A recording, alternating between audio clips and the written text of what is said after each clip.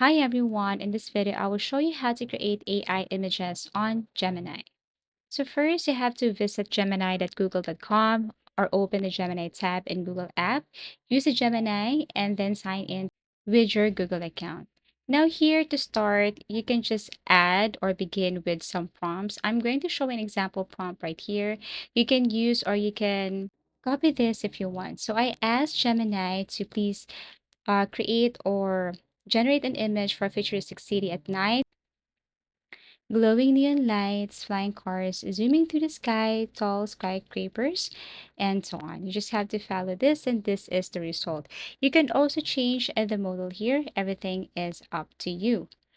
So this is the result from the prompt that we have entered earlier. Now you can also generate more images in case that you are not satisfied with the result. You can generate more images right here. Just ask Gemini to do that for you, and then you will see this result. Now, apart from that, you can also refine or generate and refine. For example, you can refine as saying like make it more vibrant or as a Gemini to make it in oil painting style. So everything is up to you. Now press enter and you will see the result.